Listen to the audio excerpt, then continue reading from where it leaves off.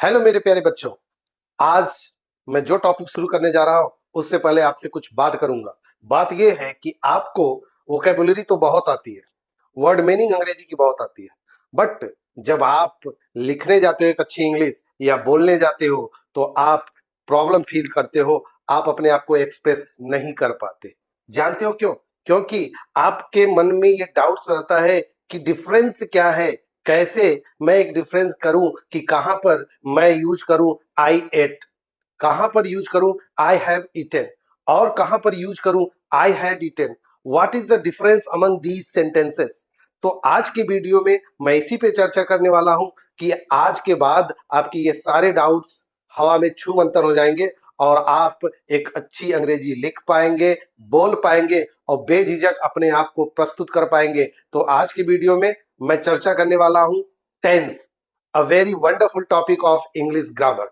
My dear friends, dear student, मैं श्रीकांत सिंह आपका स्वागत करता हूं अपने यूट्यूब चैनल इम्प्रो इंग्लिश पर। तो आइए बिना देर किए शुरू करते हैं आज का session.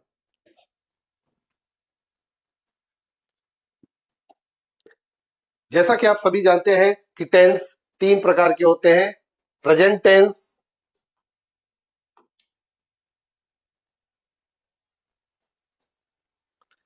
Present tense, past tense and future tense. My dear friends, tense is the things that tells you about the action when you are doing।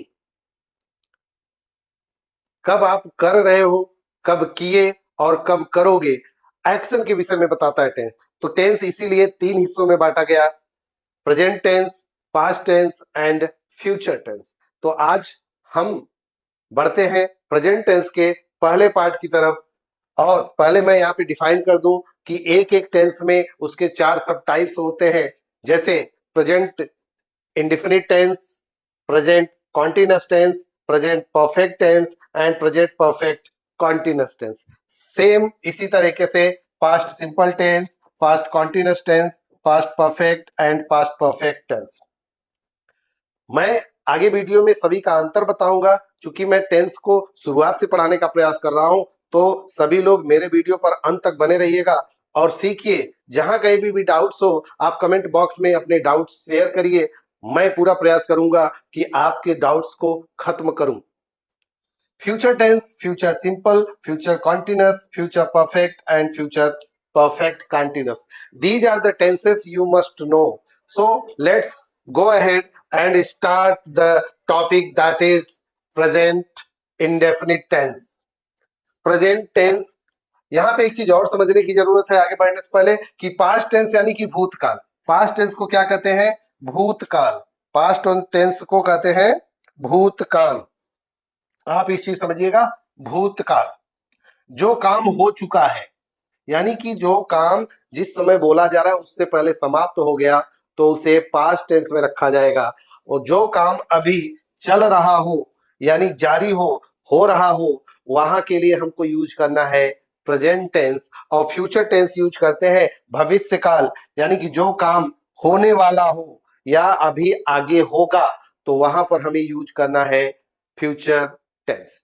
तो आगे बढ़ते हैं और समझते हैं, एक एक टेंस को मैं आपके सामने क्लियर करूंगा। तो आज की जो टॉपिक है वो है प्रेजेंट टेंस और उसमें प्रेजेंट सिंपल टेंस पर हम चर्चा करेंगे। So without delay let's start this wonderful session and I hope you will get so much enjoyment in learning this special session. Let's see. Present tense, जैसा कि मैंने बताया कि जो काम अभी हो रहा है या नियमित रूप से होता है वहां पर हम यूज करते हैं प्रेजेंट टेंस। और आज हम चर्चा करने वाले हैं सिंपल प्रेजेंट टेंस। नाम से ही, या तो इसे सिंपल प्रेजेंट टेंस को ही हम प्रेजेंट इंडेफिनिट टेंस भी कहते हैं। प्रेजेंट इंडेफिनिट टेंस भी कहा जाता है। क्या कहा जाता है? इंडेफिनिट। इंडेफिनिट का मतलब ही होता है कि जो निश्चित ना हो, इंडेफिनिट हो। तो आगे बढ़ते हैं। जैसे पहचान कैसे करेंगे? इसमें नियमित क्रियाएं यानी आदतें, यानी कि हैबिचुअल एक्शन, सार्वभौमिक सत्य यानी कि यूनिवर्सल ट्रूथ्स, या हम कह सकते हैं कि इसमें क्या दिखाया जाता है? Habitual actions. हैबिचुअल एक्शंस को शो करते हैं, जो साइंटिफिक फैक्ट होते हैं उसके लिए इसको यूज करते हैं। किसके लिए? साइंटिफिक फैक्ट्स के लिए। कोई कोटेशंस हो उसके लिए भी इस टेंस का यूज किया जाता है।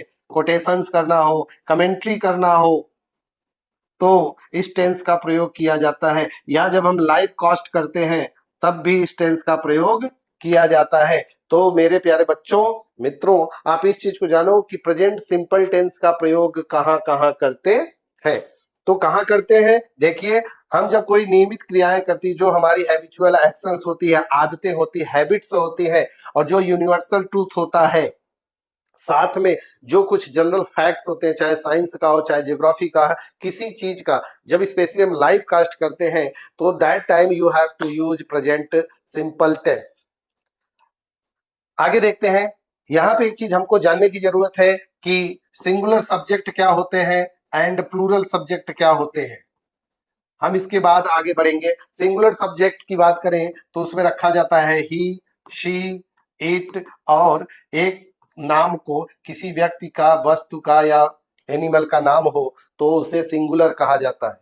जबकि आई, वी, यू एंड दे तथा एक से अधिक लोगों के नाम की चर्चा की जाए, जानवरों की नाम की चर्चा की जाए, वस्तुओं के नाम की चर्चा की जाए, that time you have to use plural subject and you can say that belongs to plural subject. तो ये क्लियर हो गया कि सिंगुलर सब्जेक्ट क्या होता है और प्लूरल सब्जेक्ट क्या होता है। तो मैं यहाँ पे ऐड कर दूं कि सिंगुलर सब्जेक्ट जो होता है वो अपने बाद V1 प्लस एस या ES लेता है, जबकि जो प्लूरल सब्जेक्ट होता है वो सिर्फ V1 लेता है in positive structure. So let's see, singular subject किसे कहते हैं? ही, सी, इट, और जब उसमें हम क्या जोड़ते हैं? एस या ES ऑफ द वर्ब।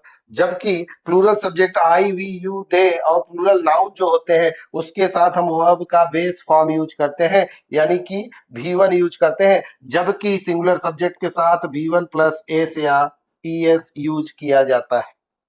मुझे उम्मीद है यहां तक समझ में आ गया होगा। तो आगे बढ़ते हैं और देखते हैं नेक्स्ट स्लाइड्स में क्या है। नेक्स्ट स्लाइड की तरफ बढ़ते हैं और देखते हैं पॉजिटिव स्ट्रक्चर। पॉजिटिव स्ट्रक्चर क्या होता है? Let's see. सकारात्मक, पॉजिटिव को ही हम क्या बोलते हैं? सकारात्मक। सब्जेक्ट प्लस वर्ब में फर्स्ट फॉर्म यानी कि V1 के साथ हम एस या ES लगाते हैं जब सब्जेक्ट क्या हो? सिंगुलर हो, जैसा कि मैंने बताया। उसके बाद ऑब्जेक्ट, यानी कि इसका स्ट्रक्चर होता है subject plus V1 into SRES plus object. if subject is singular, if singular subject is there, then you have to use subject plus V1 S या ES plus object। जबकि जब इसका निगेटिव बनाना होता है, सॉरी, और जबकि इसका प्लूरल सब्जेक्ट होता है तो उसका स्ट्रक्चर हो जाता है subject plus base form V1 plus object. ये कब यूज करते हैं? जब हमारा सब्जेक्ट क्या हो? प्लूरल सब्जेक्ट हो। मुझे उम्मीद है आपको समझ में आ रहा होगा। तो आगे देखते हैं। बट जब इसका निगेटिव बनाते हैं तो सिंगुलर सब्जेक्ट के साथ डज और प्लूरल सब्जेक्ट के साथ डू का यूज किया जाता है। किसका यूज किया जाता है? सिंगुलर सब्जेक्ट के साथ डज और प्लूरल सब्जेक्ट के साथ डू। साथ में आपको लगाना होता है नॉट। उसके बाद वर्ब का बेस फॉर्म यानी V1 यूज किया जाता है and after that you have to put object. Interrogative structure में डू या does plus subject plus verb का बेस फॉर्म यानी कि V1 plus object and don't forget to put question mark. This is very necessary, you must know about it. Interrogative negative structure की बात करेंगे तो do does, इसके बाद subject, फिर नॉट, फिर वर्ब का base form plus object and question mark. जब हम इसको डू नॉट या डज नॉट को कॉन्ट्रैक्टेड फॉर्म में लिखना हो तो हम सीधे ऐसे लिख सकते हैं डोंट और doesn't plus subject plus verb base form plus object question mark. एक चीज यहाँ पे और ऐड करना चाहूंगा, जब हमें कोई सेंटेंस जो क्वेश्चन वर्ड से शुरू होता हो तो उसका स्ट्रक्चर क्या होता है? Let's see. क्वेश्चन वर्ड यानी कि WH भी आप इसको बोलते हो, WH वर्ड प्लस डू और डज प्लस सब्जेक्ट प्लस यदि निगेटिव बनाना है तो नॉट लगाएंगे, नहीं तो नहीं लगाना है। और उसके बाद V1 बेस फॉर्म रहेगा प्लस ऑब्जेक्ट, और इसके बाद आपको रखना है क्वेश्चन मार्क। तो ये स्ट्रक्चर है आपके सामने। मुझे उम्मीद है आपको इसमें अब कोई डाउट्स नहीं होगा कि सिंगुलर सब्जेक्ट के साथ डज और प्लूरल सब्जेक्ट के साथ डू लगाना है, और दोनों ही कंडीशन में जब निगेटिव या इंट्रोगेटिव सेंटेंस बनाना हो तो we have to use the first form of the verb, it means the base form of the verb. आगे बढ़ते हैं और समझते हैं कि नेक्स्ट स्लाइड में क्या है। यहां पे आपके सामने कुछ एग्जाम्पल्स दिए हैं ताकि आप इसके साथ प्रैक्टिस कर सके, और मैं आगे आपको प्रैक्टिस के लिए कुछ सेंटेंस दूंगा स्लाइड्स के अंत में, ताकि आप प्रैक्टिस कर सके। और जहां पर भी आपको डाउट्स है तो आप कमेंट बॉक्स में कमेंट जरूर करिए। मैं रोज सुबह चाय पीता हूं। मैं यहाँ पे मैंने बोला था ना कि मैं हिंदी में भी सेंटेंस बनाऊंगा, that's why you can understand. जब हम हिंदी सेंटेंस की बात करते हैं तो वाक्य के अंत में हमें ता है, ते है एंड ती है जैसे वर्ड्स देखने को मिलते हैं। जैसे यहाँ पे आपके सामने है, मैं रोज सुबह चाय पीता हूं, यहाँ पे ता हूं। नेक्स्ट देखिए, सूरज पूरब से निकलता है, हमारी दुकान शाम 7 बजे बंद होती है, बच्चे पार्क में खेलते हैं। तो आप यहाँ पे देख सकते हैं ता हूं, ता है, ते है, ती है, ये वाक्य के अंत में, हिंदी वाक्य के अंत में देखने को मिलता है। तो जब ऐसी कंडीशन हो तो आपको प्रेजेंट सिंपल या प्रेजेंट इंडेफिनिट टेंस यूज करना है। एग्जाम्पल देखिए, मैं रोज सुबह चाय पीता हूं, I drink tea every morning, I drink tea every morning. Structure में समझाता हूं। स्ट्रक्चर क्या था, सब्जेक्ट प्लस वर्ब का first form plus S R E S plus object. तो यहां पे देखिए सब्जेक्ट क्या है, आई, यानी मैं लिख के दिखाऊं तो सब्जेक्ट क्या है, मैं का अंग्रेजी आई, और पीता हूं की अंग्रेजी ड्रिंक। क्यों? क्योंकि ये आई जो होता है ये अपने आप में प्लूरल सब्जेक्ट होता है, इसलिए बेस फॉर्म केवल यहां लिया जाएगा। जैसा कि मैंने बताया था कि प्लूरल हो तो बेस फॉर्म B1 लिया जाता है। तो आई ड्रिंक, कब पीता हूं, रोज। क्या पीता हूं, टी। और कब पीता हूं, एवरी मॉर्निंग। तो यहां पर आप इस तरह से लिखेंगे। तो मुझे उम्मीद है आपको समझ आ रहा है। नेक्स्ट सेंटेंस की तरफ बढ़ते हैं। सूरज पूरब से निकलता है, the sun rises in the east. क्यों? क्योंकि सन जो है ये सिंगुलर सब्जेक्ट है, और इसलिए इसमें एस या ईएस लिया गया B1 के साथ। हमारी दुकान शाम 7 बजे बंद होती है, our shop closes at 7 PM। एक सिंगुलर सब्जेक्ट की बात कर रहा है, इसलिए यहां पर B1 एस या ईएस यूज किया गया। नेक्स्ट, बच्चे पार्क में खेलते हैं। बच्चे पार्क में खेलते हैं, कहां पे खेलते हैं, पार्क में खेलते हैं। तो चिल्ड्रन प्ले, क्योंकि चिल्ड्रन क्या है, प्लूरल सब्जेक्ट है, इसलिए वो B1 लेगा, base form of the verb लेगा, and after that you have to put the phrase in the end. In negative sentence कैसे बनता है उस चीज समझिए। जैसा कि मैंने बताया था कि सिंगुलर सब्जेक्ट हो तो डज नॉट प्लस B1, और प्लूरल सब्जेक्ट हो तो डू नॉट प्लस B1 का स्ट्रक्चर यूज किया जाता है। यहां पर एक चीज समझिएगा कि जब निगेटिव या इंट्रोगेटिव बनाया जाएगा तो वर्ब का बेस फॉर्म ही रखा जाता है प्रेजेंट सिंपल टेंस में या इंडेफिनिट टेंस में। तो इसमें गलतियां नहीं करना है, अगर गलती किए तो आपका सेंटेंस गलत हो जाएगा। तो आगे बढ़े। वह झूठ नहीं बोलता है, ही, this is a singular subject, that's why it takes does, and after that we have to put not, then B1 form of the verb, it means base form, and after that we have to put object. Next, मैं देर से नहीं सोता हूं। मैं की English क्या होती है, आई। मैं की इंग्लिश क्या होती है, आई। तो आई इट मीन्स ये प्लूरल सब्जेक्ट है, और इसका जो ऑक्सिलरी लेगा वो क्या लेगा, डू लेगा। डू के बाद नॉट रखिए और उसके बाद B1 फॉर्म रख देना है। यहां पर एक चीज मैं ऐड करना चाहूंगा आपकी जानकारी के लिए कि ही का मतलब होता है वह, पुरुष के लिए। किसके लिए, किसी पुरुष के लिए। शी का मतलब होता है वह, किसी स्त्री के लिए। इसमें बहुत से बच्चों को कंफ्यूजन होता है कि कहां पर हम यूज करें। मैं देखिए एकदम बेस फॉर्म सिखाने का प्रयास कर रहा हूं, यानी कि बेस से शुरू कर रहा हूं ताकि एक एक पॉइंट आपका क्लियर होता रहे और आपको कहीं कोई डाउट्स ना रह जाए। इट का प्रयोग इसके लिए भी हम वह यूज करते हैं, बट ये नॉन लिविंग थिंग्स यानी कि निर्जीव चीजों के लिए या छोटे जानवरों के लिए या छोटी कीड़े मकोड़े के लिए यूज किया जाता है। आगे हम वी का मतलब होता है हम, और आई का मतलब होता है मैं, यू का मतलब होता है तुम, और दे का मतलब होता है वे। तो ये हिंदी मीनिंग आपको जानना बहुत ही जरूरी है। ये अपने आप में सब कॉमन होते हैं, यानी कि ये स्त्री या पुरुष दोनों के लिए यूज किया जा सकता है। इस चीज को समझने की जरूरत है, स्त्री हो या पुरुष दोनों के लिए यूज किया जाता है। और इन्हीं को हम प्लूरल सब्जेक्ट बोलते हैं, जबकि ही सी इट को हम सिंगुलर सब्जेक्ट बोलते हैं। क्या बोलते हैं? सिंगुलर सब्जेक्ट बोलते हैं। जबकि हम वी आई यू दे और नाम्स जो होते हैं इसे क्या बोलते हैं? प्लूरल सब्जेक्ट बोलते हैं। आगे बढ़ते हैं। बारिश मुंबई में हमेशा नहीं होती है। बारिश मुंबई में हमेशा नहीं होती है। It does not always rain in Mumbai. जब सब्जेक्ट क्लियर ना हो तो कंप्लीमेंट्री सब्जेक्ट का यूज किया जाता है, दैट इज कॉल्ड इट और देयर। तो इट से भी सेंटेंस स्टार्ट किया जा सकता है। ऐसे हम टीवी नहीं देखते हैं, हम की अंग्रेजी वी, और ये प्लूरल होता है इसलिए do not, and after that be one form of the verb, then object.